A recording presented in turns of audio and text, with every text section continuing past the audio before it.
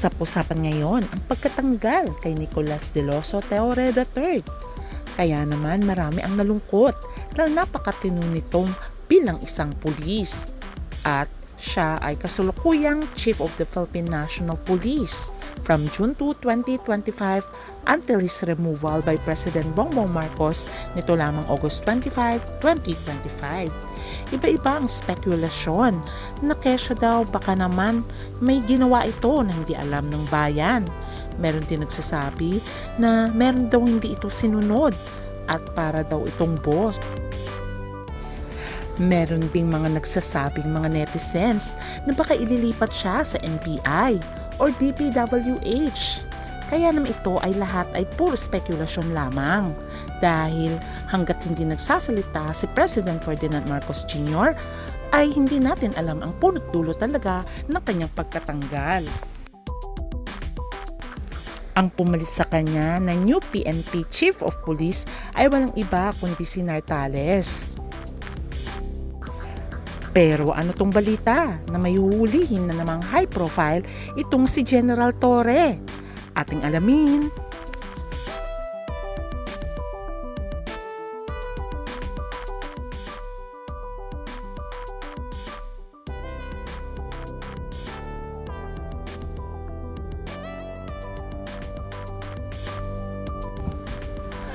Marami talaga ang nagulat nang in-announce sa palasyo na tinanggal na nga si General Nicolas Torre III bilang Philippine National Police Chief.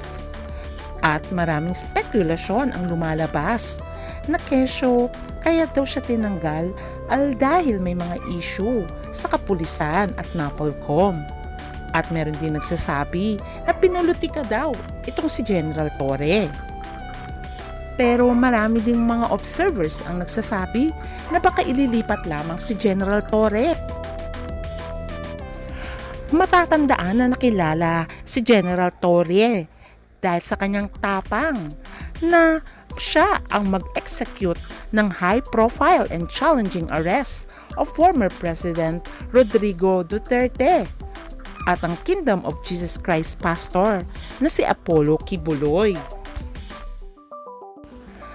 Kaya naman marami talagang netizens ang nalulungkot at nagtataka sa pagkatanggal kay General Torre. Matatandaan na biniro pa nga ni President Bongbong Marcos itong si General Torre tungkol sa laban nila ni Mayor Sebastian Duterte. At sinabi nga niyang new champion. Kaya alam naman ng karamihan na okay ang working relationship ni General Torre at ang ating presidente. Meron ding spekulasyon na pinulutika daw itong si General Torre dahil mas pumanid daw ang presidente sa local government secretary na si John Vic Remulla dahil siya ang namamahala ng National Police Commission NAPOLCOM. Ang isang spekulasyon na hindi daw sumusunod si General Torre. General Torre disregarded a NAPOLCOM resolution that blocked his order to reassign some PNP officials, including his successor, General Jose Melencio Nartates Jr. Ngayon, si Nartates was the PNP's Deputy Chief for Administration at siya na ngayon ang ipinilit sa kanya. Ayon kay DILG Secretary John Vic Remulla, ay mahirap daw ang pagkatanggal kay General Torre. At sinasabi niyang the President is committed to ensuring a unified direction and collaboration across all areas in his cabinet, particularly those responsible for delivering security, peace, and order. At kinalaro din ni DILG Secretary Remulla, Torre has not been charged with any administrative or criminal case and did not commit any violation. According to Remulla, the 4-star general was given the option to retire and is also being considered for another cabinet post. Kaya naman ang mga netizens kung ano-ano nang naiisip na baka kesyo ilalagay siya sa NBI or ilalagay siya sa DPWH para daw hulihin ulit ang mga high-profile na syndicate at ang mga may kaso sa DPWH. Kaya naman ang mga netizens kung ano-ano nang pumapasok sa kanilang isip kung ilalagay siya sa NBI. Naku, baka iimbestigahan na daw si Atong Ang at baka siya na ang manghuli dito dahil sa Los Sabongeros. Dahil alam daw natin na itong si General Torre ay hindi pala nagpapabayad dyan kahit bilyon pang ibigay mo dahil meron daw itong kredibilidad.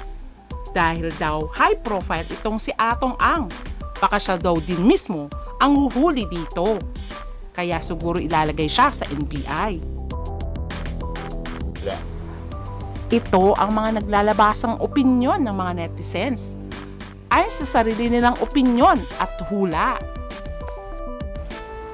Sabi pa ng mga netizens, baka daw siya ang ilalagay sa DPWH at tatanggalin na itong si Secretary Bonoan. Matatandaan na galit ang presidente dahil sa mga nangyaring anomalya at ghost projects ng flood control na bilyon-bilyon ang nawala sa gobyerno nang bumisita ang presidente sa ibang lugar kung saan may proyekto daw ng flood control. Pero sabi nga ng presidente ay ito'y katang-isip lamang at wala naman palang ginawa. Kaya nga daw, baka ilagay si General Torre as DPWH Secretary. Pero marami din nagsasabi na hindi bagay si General Torre sa DPWH. Mas maganda daw sa NBI para huliin na lahat ng may kaso sa flood control. Ayon pa nga sa netizens, unahin na nga daw ni General Torre kung siya nga daw itatalaga doon ay itong mag-asawang Diskaya na ang yabang-yabang daw at finilex pa ang kanilang more than 40 na magagarang sasakyan. Yung pala ay may anomalya sila bilang kontraktor ayon sa mga opinyon ng netizens. Kaya naman ang hula ng mga netizens, either NBI daw dahil maraming iimbestigahan itong si General Torre sa flood control, pati itong mga high profile na mga sindikato. At the same time ay ang mga politicians na matataas ang ranggo. Tulad na lamang ng contractor din na ito na Diskaya. Pakinggan ang kanilang mga kwento. Na totoo nga, private, sa flood mga control projects. sa Imaman. Pero kasi walang kita sa ganun. Kasi sabi namin ang hirap nito, doon na lang tayo sa City Hall noong time na yun. Ano yung naging parang gateway para gumanda ang buhay ninyo? Nag-DPWH kami. Ayan. O diba, huli sa sariling bibig. Itong si Sarah, ito na ang pwedeng ikaso sa kanya dahil huling-huli sa sarili niyang bibig. Sabi ng mga netizens, ayun, kayabangan kasi.